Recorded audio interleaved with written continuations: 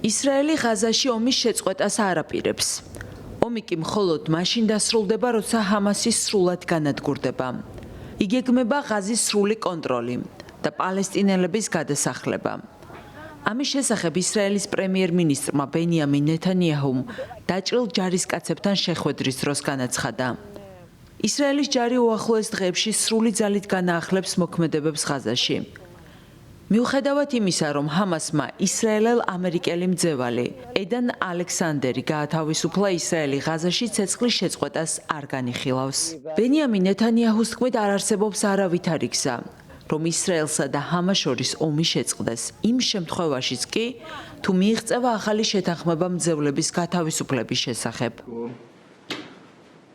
უპირველეს ყოვლისა მინდა გითხრათ, რომ ყველაფერი შეიცვალა. არ მინდა ზუსტი თარიღის თქმა, მაგრამ რამდენიმე დღეში ღაზაში დიდი ძალით შევალთ, რათა დავასრულოთ ჩვენი მისია.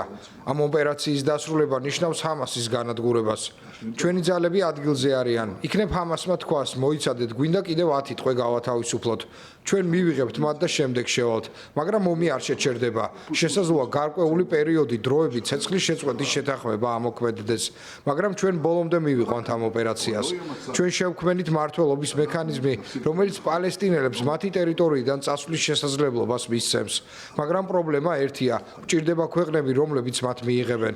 ამაზე ვმუშაობთ ახლა. თუ მათ ამის შესაძლებლობას მივცემ, დარწმუნებული ვარ, რომ 50%-ზე მეტი წავა. ვფიქრობ, ბევრად მეტიც, მაგრამ ჰამასი იქ აღარ იქნება.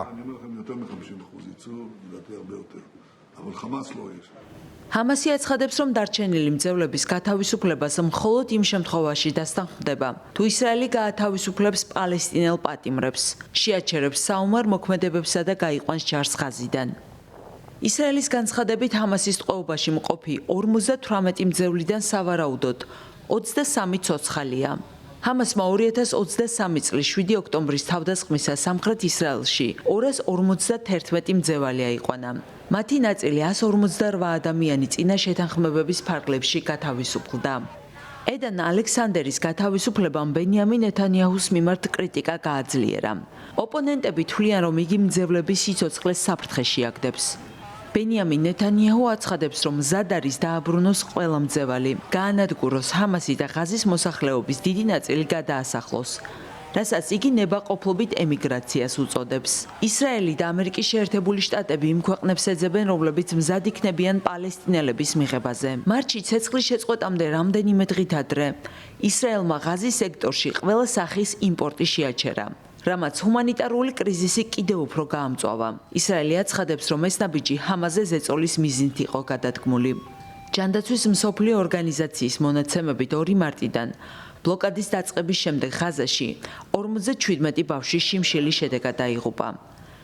ამავე დროს ისრაელის თავდაცვის ძალები არ ერიდებიან იერიში მიიტანონ ღაზის საავადმყოფოებზე. გასულ დღეებში ისრაელი თავს დაესხა ხან იუნისისა და ნასერის საავადმყოფოებს. ბენიამინ ნეთანიაჰუ ადრე მხარს უჭერდა დონალდ ტრამპის გეგმას, რომელიც ღაზიდან პალესტინელების გაყვანას ითვალისწინებდა. ეს ინიციატივა მკაცრად გააკრიტიკეს პალესტინელებმა და არაბულმა ქვეყნებმა. ომი ისრაელსა და ჰამას შორის 2023 წლის 7 ოქტომბერს დაიწყო. ჰამასის თავდასხმას 1200 ადამიანის სიცოცხლე ემსხვერპლა.